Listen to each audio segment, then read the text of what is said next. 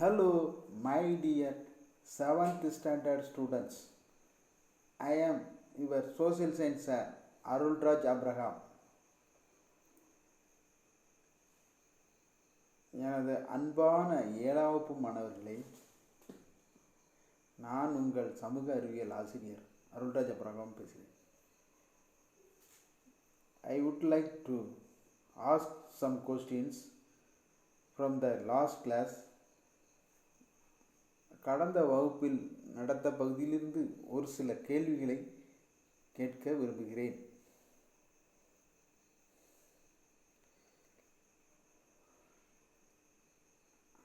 Let's see to from the missing part of the last class.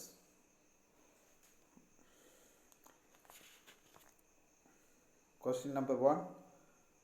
What is the minimum age for becoming a member of the state legislative council? A. 18 years, B. 21 years, C. 25 years, D. 30 years. Answer C. 25 years. Next question. How many states does India have? A. 26, B. 27, C. 28, D. 29.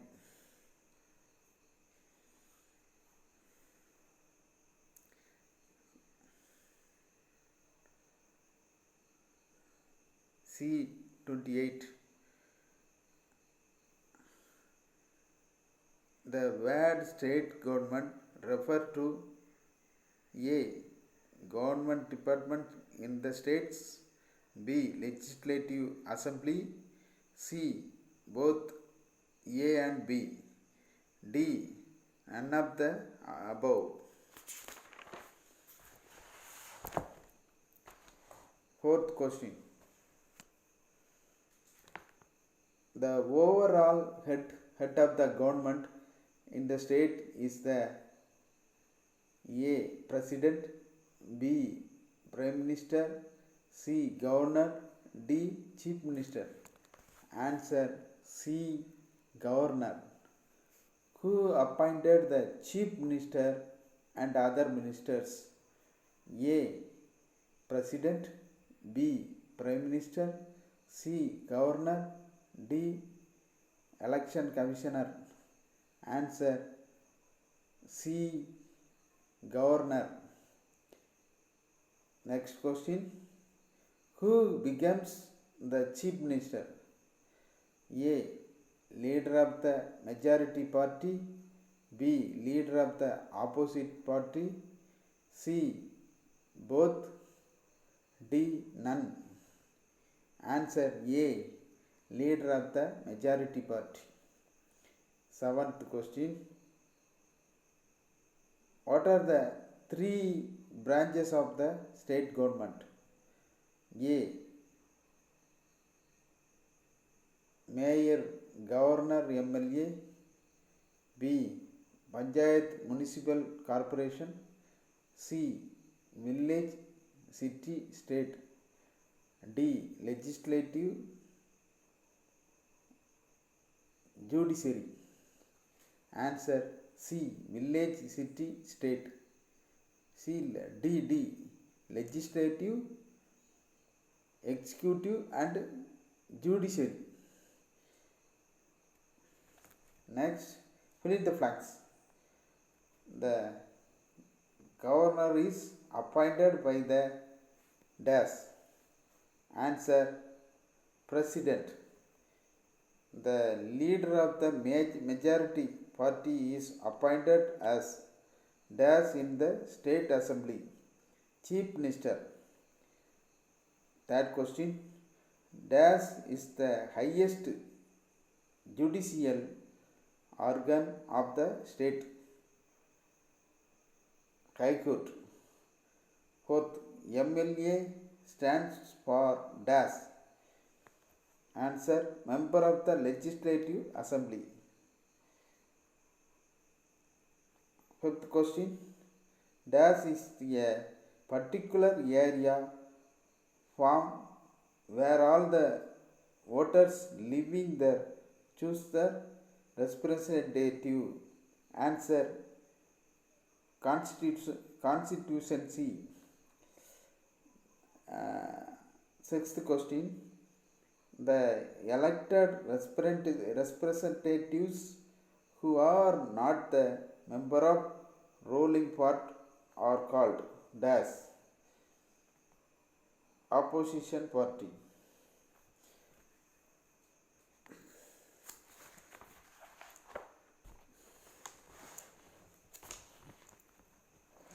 Next, we come to the textbook.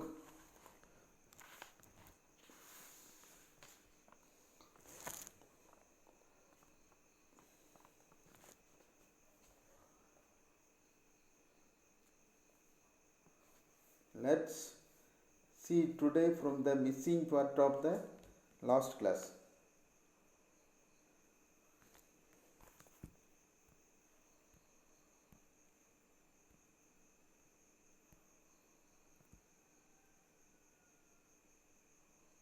Nila,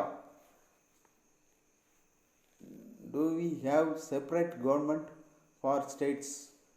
நிலா கேட்குறா, மாநிலங்களுக்கு தனி அரசாங்கம் உள்ளதா ஐயான்னு கேட்குறான். உன்னை teacher சொல்கிறாங்க, S, all the state and union territories have separate government to a or administration, governor, chief minister, and all the ministers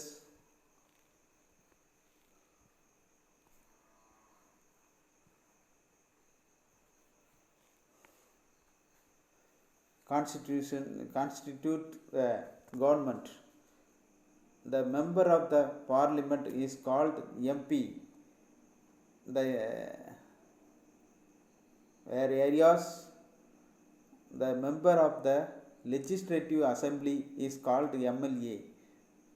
Both the central and state government work according to our constitution. ஆம், இந்தியாவில் உள்ள அனைத்து மாநிலங்களிலும் union பிரதேசங்களிலும் தனித்தனியாக அரசாங்க அமைப்பு உள்ளது. இந்த அமைப்பில் ஆளுநர், அமைச்சர்கள் மற்றும் முதலமைச்சர்கள் மற்றும் அமைச்சர்கள் பாராளுமன்ற பேரவையில் உள்ளவர்களை பாராளுமன்ற உறுப்பினர் எனவும், சட்டமன்ற பேரவையில் உள்ளவர்களை சட்டமன்ற உறுப்பினர் எனவும் கூறுகிறோம். ஆகவே நாம் இந்திய அமைப்பில் மத்திய அரசும் மாநில அரசுகளும் இணைந்தே செயல்படுகின்றன. அடுத்து ஜான் கேட்குறார், oh, is MLA going to inaugurate the function? Who appoints him? அதாவது ஜான் கேட்குற தடா, ஓ அப்படியானா நம் பள்ளியில் நடைபெற உள்ள விழாவை சேம ஊன்னு அர்த்தம், ஊதான் தொடங்கி வைக்கிறாரா?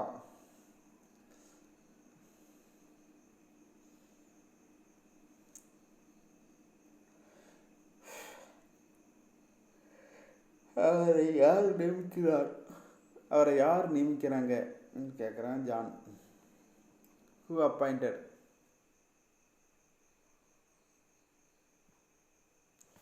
சேமன்னு அர்த்தம் என்ன? சட்டமன்ற உறுப்பினர், MLA. Teacher, no my child, MLAs are not appointed. They are elected by the people through general election. In the previous lesson, we have studied about the political parties. Do you remember these political parties play a visual role in election? For election to enter, state is divided into several constituencies on the basis of the population. Political parties nominate their candidates to each constituency. All the people residing in that constituency who have completed 18 years of age cast their vote.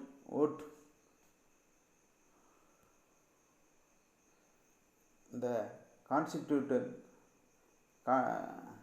candidate who get the more number of votes is declared as elected and become MLA.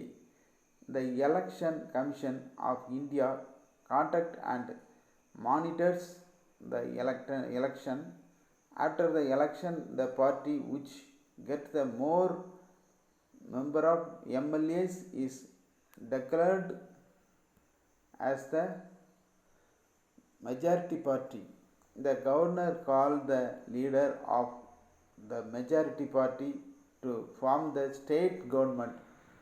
In simple words, a party whose MLAs have won more than half the number of constituencies in the state are called ruling party and form the government, and the party which get legislature but all the MLAs of other political parties who do not belonging to the ruling party are called opposition party. அதாவது இது கொஞ்சம் பெரிய paragraph, கொஞ்சம் கவனமாக கவனிங்க. சட்டமன்ற உறுப்பினர்களை யாரும் நியமிக்கிறது கிடையாது. அவங்க பொது தேர்தல்கள் மூலமாக தான் மக்களால் தேர்ந்தெடுக்கப்படுறாங்க. நம்ம முந்தைய வகுப்பில் அரசியல் கட்சிகளை பற்றி அறிஞ்சு கொண்டிருக்கிறோம்ல, அத்தகைய அரசியல் கட்சிகள் தான் தேர்தலில் குறிப்பிடத்தக்க அளவில் பங்காற்றுகின்றன. தேர்தலுக்காக நாடு மக்கள் தொகையை பொறுத்து பல தொகுதிகளாக பிரிக்கப்பட்டிருக்கிறது. ஒவ்வொரு தொகுதியிலும் தங்களுடைய வேட்பாளர்களை அரசியல் கட்சிகள் நிறுத்துகிறாங்க. அந்த தொகுதியை சேர்ந்த 18 வயது நிறைவடைந்த வாக்காளர்கள் தங்கள் வாக்குகளை பிடித்த வேட்பாளர்களுக்கு அளிக்கிறதுக்கு அவங்களுக்கு அளிக்கிறாங்க. அதிக எண்ணிக்கையில் வாக்கு பெறும் வேட்பாளரை வெற்றி பெறுகிறார் என்று வெற்றி பெற்றவரையே சட்டமன்ற உறுப்பினராகவும் தேர்ந்தெடுக்கிறோம். தேர்தல்களை நடத்துவதும் அவற்றை கண்காணிப்பதும் இந்திய தேர்தல் ஆணையத்தின் பணியாகும்.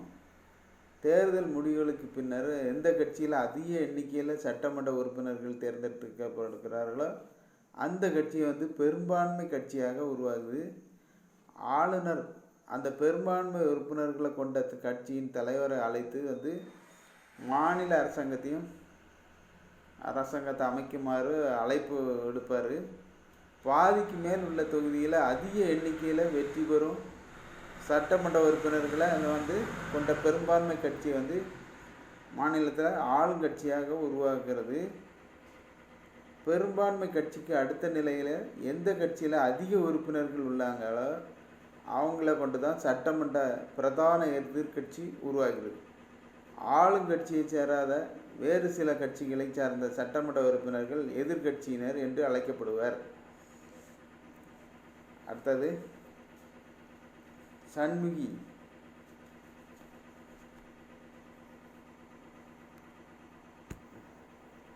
It's very interesting to hear who are all included in the state government.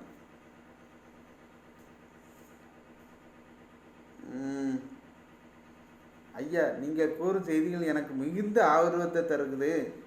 மாநில அரசாங்கத்தில் யாரெல்லாம் இடம் பெறுவாருன்னு கூறுங்கன்னு கேட்குறா சண்முகி. உடனே ஆசிரியர் சொல்லுறேன். The governor is the chief minister, council of ministers. The governor is appointed by the president of India for the term of 5 years. The leader of the majority party is appointed as the chief minister by the governor. The chief minister is consultation with a governor, constitutes a cabinet which includes members of his party as ministers. The term of the office is 5 years. அதாவது மாணவர்களே இங்கே சொல்கிறத கேளுங்கன்னு ஆசிரியர் ஆரம்பிக்கிறாங்க. ஆளுநர், முதலமைச்சர், அமைச்சர்கள் ஆகியோர் அந்த இதில் இருப்பாங்க. இதில் மாநில அரசாங்கத்தில் யாரெல்லாம் இடம்பெறுவார்னு கேட்டிருக்கீங்கள, அதில்னா ஆளுநர், முதலமைச்சர், அமைச்சர்கள் இவங்கெல்லாம் இருப்பாங்க. இந்திய குடியரசுத் தலைவர் 5 ஆண்டுகளுக்கு ஒரு முறை தான் ஆளுநரை நியமிப்பார். அந்த ஆளுநர் பெரும்பான்மை உறுப்பினர்களை கொண்ட ஆளுங்கட்சியின் தலைவரை முதலமைச்சராக நியமிப்பாங்க. ஆளுநருடன் முதலமைச்சர் ஆலோசித்து தன் கட்சியின் உறுப்பினர்களை கொண்டு அமைச்சர்களை மந்திரி சபைக்கு உருவாக்குவாங்க. அந்த அமைச்சரவை மாநிலத்தில் 5 ஆண்டுகளை ஆட்சி புரிவாங்க. அடுத்தது இளையாங்கிற பொண்ணு கேள்வி கேட்குறா. டீச்சர், லயா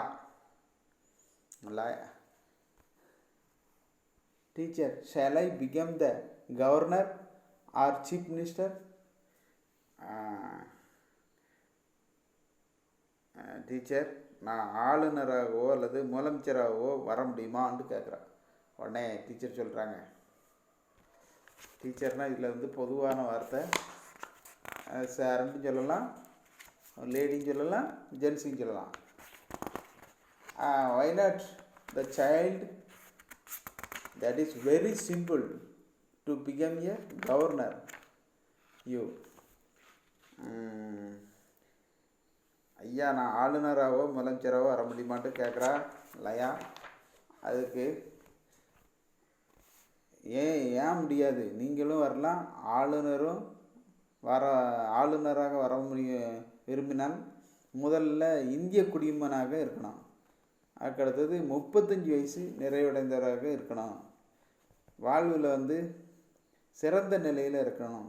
இவை மட்டுமல்ல, எவ்வித வருவாய் தரும் எந்த ஒரு அரச பதவியிலும் அவங்க இருக்கக்கூடாது. முதலமைச்சராக விரும்பினால் 25 வயது நிறைவடைந்திருக்கணும். சட்டமன்ற உறுப்பினராக இருக்க வேணும். ஒருவேளை சட்ட மேலவை உறுப்பினராக, அதாவது சாமேவு ஆக விரும்பினால் 30 வயது நிறைவடைந்திருக்கணும் சொல்கிறாங்க, ஆசிரியர் சொல்கிறாங்க. உடனே ஆரியாங்கிற பொண்ணு கேள்வி கேட்குறா.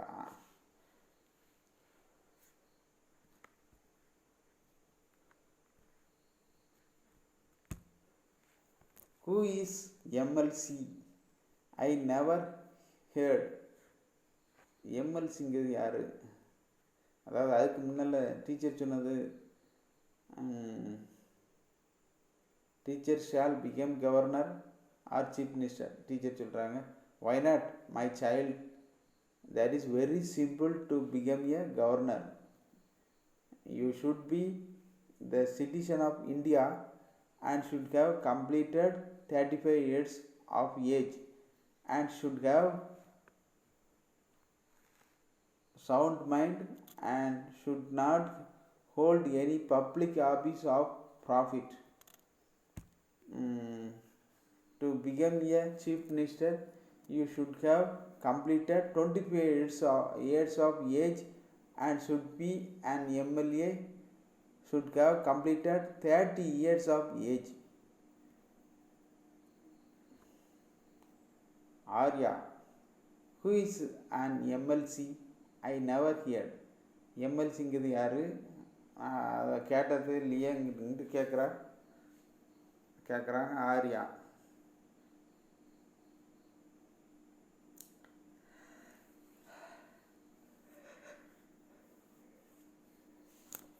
அது சட்ட மேலவை உறுப்பினரா யார் அவர் கூறுங்களா யான்னு கேட்குறான். உடனே ஆசிரியர், மாநில சட்டமன்றங்கள் மட்டத்தில் சட்டசபையில்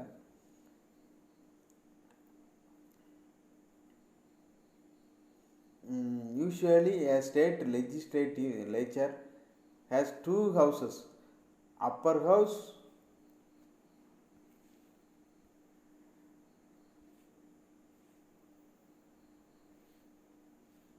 Upper house is called Legislative Council. The members are called MLCs and they are not elected directly by the people. The lower house is called Legislative Assembly. The members are called MLAs. As I said earlier, they are directly elected by the people. மக்களால் நேரடியாக அவங்க தேர்ந்தெடுக்கப்படுறாங்க. In India, some of the states have two houses in their state legislature, but in Tamil Nadu we have lower house only. This is called unicameral legislature.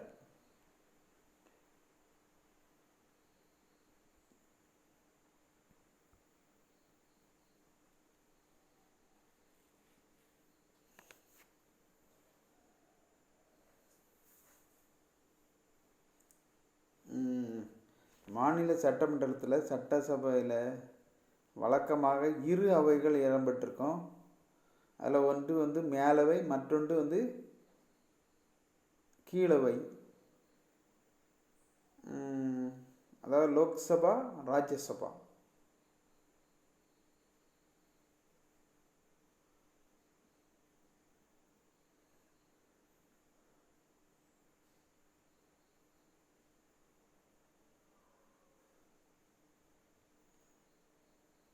இதனை ஈரவை சட்டமன்றம், சட்டசபை என்று அழைப்பர். சட்டமன்ற மேலவை சட்டசபை, சட்டமன்ற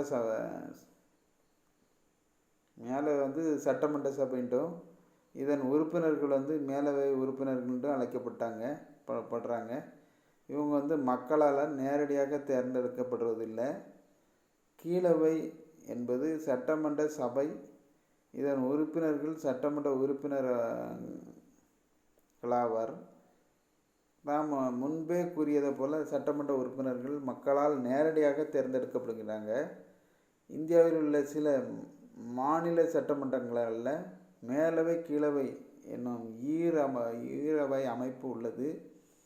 ஆனால் நம் தமிழ்நாட்டில் கீழவை மட்டுமே உள்ளது. இதனை ஓரவை சட்டமன்றம் என்பர். அடுத்த Amar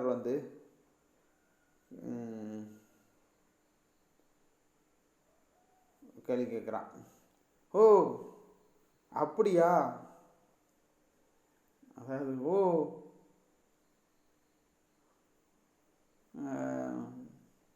now can you please tell me the powers and function and governor and CL minister, chief minister. உடனே டீச்சர் சொல்கிறாங்க, அதாவது அந்த அமர் என்ன கேள்வி கேட்குறான்,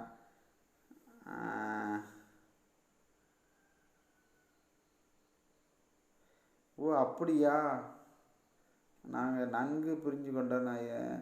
ஆளுநர், முதலமைச்சர் ஆகியோர் அதிகாரங்களை பணிகளையும் பற்றி எங்களுக்கு எடுத்து சொல்லுவீங்களா கேட்குறாங்க Amar.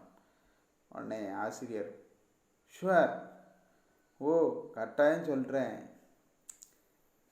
The governor is an integral part of the state legislature. Governor is the head of the state executive and has enormous powers.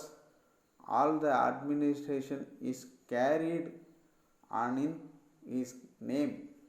He is the challenger of government, universities in the state. All bills come law only After his assent, he appoints important officials of the state government such as advocate general, chairman, and member of the state public service commission, state election commissioner, vice chancellor of state universities, etc. அதாவது ஆளுநர் முதலமைச்சர் ஆகியோர் அந்த அதிகாரங்களை பற்றி எங்களுக்கு எடுத்து சொல்லுங்கன்ட்டு அமர் கேட்ட உடனே ஆசிரியர் சொல்கிறாங்க, கட்டாயம் சொல்கிறேன். மாநில சட்டமன்றத்தில் ஒரு ஒருங்கிணைந்த பகுதியாக ஆளுநர் செயற்படுறாரு. மாநில நிர்வாகத்தின் தலைவராக மகத்தான அதிகாரங்களை உடையவராகவும் திகழ்கிறாரு. மாநில அரசாங்கத்தின் அனைத்து நிர்வாகத்துறை நடவடிக்கைகளின் ஆளுநரின் பெயரால் நடைபெறுது. மாநிலத்தில் உள்ள அரசு பல்கலைக்கழகங்கள் வேந்தர்களாகவும்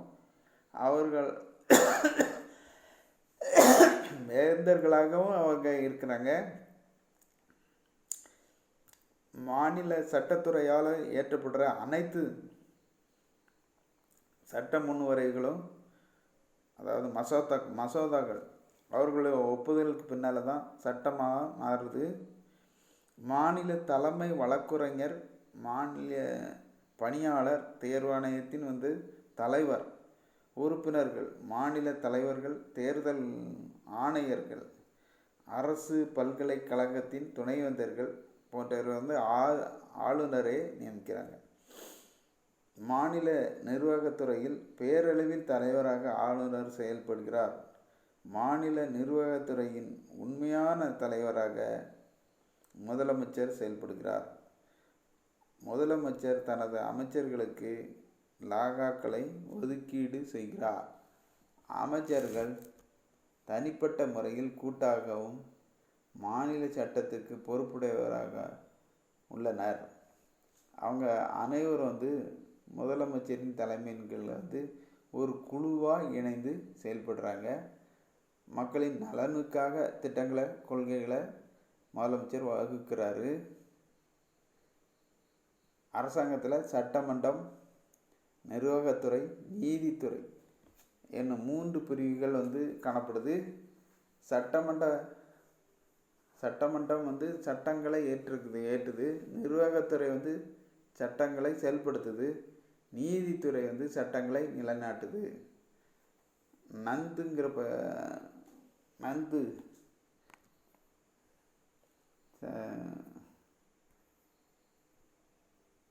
Judiciary, are you saying about the courts teacher? அதாவது நந்துங்கிறவங்க கேள்வி கேட்குறான். நந்துங்கிற பொண்ணை திறக்கும். ஐயா, நீதித்துறை என்று நீங்கள் குறிப்பிடுவது நீதிமன்றங்களான்னு கேட்குறான். உடனே teacher, yes, the high court are the highest judicial organ at the state level. It is an independent.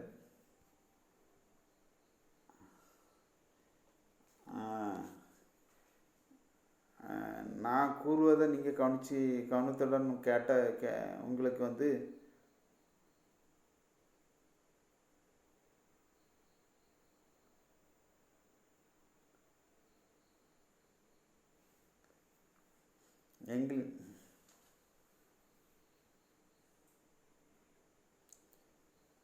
இந்த நந்து கேள்வி கேட்குறா. ஐயா, நீதித்துறைங்கிறது நீங்கள் குறிப்பிட நீதிமன்றங்களான்னு கேட்குறா. உடனே ஆசிரியர் சொல்கிறாரு, ஆம், மாநில அளவில் மிகப்பெரிய நீதித்துறை அமைப்பாக இருப்பது உயர் நீதிமன்றம். இவ்வமைப்பு சுதந்திர தன்மையுடன் செயல்படுது. இந்திய அரசியலமைப்பின்படி ஒவ்வொரு மாநிலத்திலும் ஒரு உயர் நீதிமன்றம் உண்டு. மாநிலம் உயர் நீதிமன்றத்தில் ஒரு தலைமை நீதிபதியும் மற்ற நீதிபதிகளும் இருப்பாங்க. உயர் நீதிமன்றத்தில் உள்ள நீதிபதிகள் எண்ணிக்கை எல்லா மாநிலங்களிலும் ஒரே மாதிரியாக இருக்கிறது இல்லை. குடியரசுத் தலைவரால் தலைமை நீதிபதி நியமிக்கப்படுறாரு. தலைமை நீதிபதி தமக்கு 62 வயசு ஆக வரைக்கும் அந்த பதவியில் இருப்பார். உயர் நீதிமன்றத்தை தவிர மாவட்ட அளவில் நீதிமன்றங்களும் தீர்ப்பாயங்களும் உள்ளன. அவை எவ்வித சார்புமின்றி மக்களுக்கு நீதி வழங்குவதை உறுதி செய்து, அவை மட்டுமல்லாமல் குடும்ப நல நீதிமன்றங்களும் உள்ளன. இவை திருமணம், குடும்பம் தொடர்பாக எழும் சண்டை சச்சரவுகளை தீர்த்து வைக்கின்றன. மாணவர்கள், எங்களின் ஆர்வத்தை தூண்டும் வகையில் இன்றைய பாடம் அமைந்துள்ளன. மிக்க நன்றி ஐயா என்று மாணவர்கள் சொல்கிறாங்க. அதாவது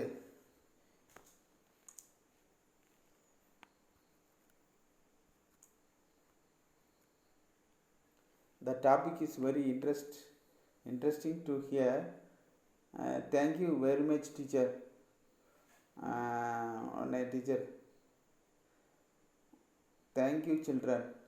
A cultural program is being allotted to our class for the inaugural function. So let us think. We have a practice and perform well. இந்த பாடத்தினுடைய சுருக்கத்தை பார்ப்போம். India is divided into 29 states and 7 union territories. Each state has legislative assembly. India 29 மாநிலம் 7 union பிரதேசங்களாகவும் பிரிக்கப்பட்டிருக்கு. ஒவ்வொரு மாநிலத்துக்கண்டு தனித்தனி சட்டமன்றங்களை கொண்டிருக்குது. State executive comprise to governor and the chief minister with his council of ministers.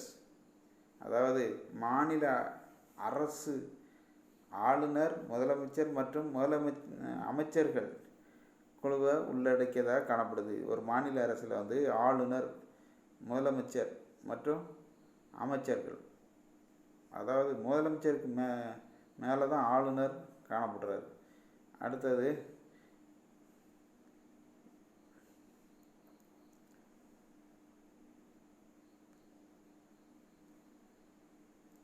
the real executive power in a state is in India west with the chief minister. The leader of the major party is appointed as chief minister. மாநில அரசின் தலைவர் governor அவர் வந்து ஆளுநர் வந்து 5 ஆண்டுகளுக்கு குடியரசுத் தலைவரை நியமிக்கப்படுறாரு. குடியரசுத் தலைவராக இருக்கிறாரு. சட்டமன்றத்தில் ஒருங்கிணைந்த பகுதியாக செயல்படுறாரு.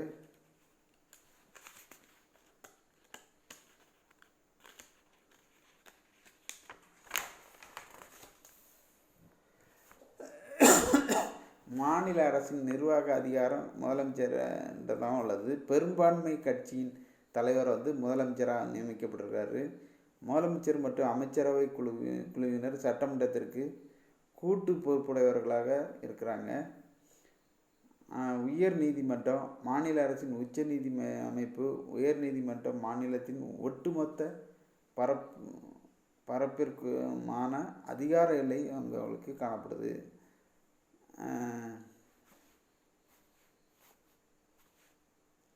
சொற்களஞ்சியம்.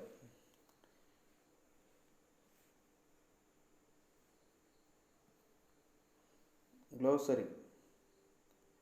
Legislative, law making body, சட்டமன்றம். cabinet, number 2, cabinet, the committee of senior ministries.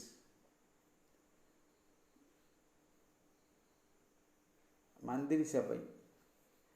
3, legislative,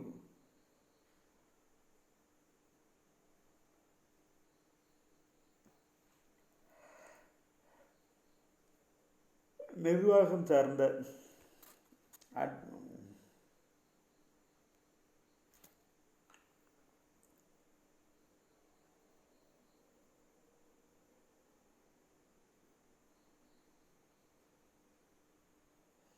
judiciary system of court,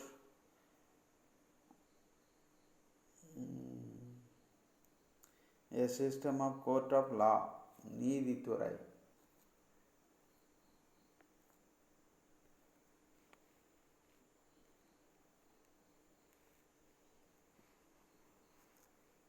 இத்துடன் இன்றைய பாடப்பகுதி முடிவடைந்தது. இதில் உள்ள கொஸ்டினுக்கு சின்ன சின்ன கொஸ்டினாக எடுத்து அந்த கொஸ்டினுக்கு பதிலையும் நீங்கள் எடுத்து நோட்டில் எழுதி அதை ஃபோட்டோ எடுத்து நீங்கள் வாட்ஸ்அப்பில் அனுப்பி வைங்க. இத்துடன் இன்றைய பாடப்பகுதி முடிவடைகிறது.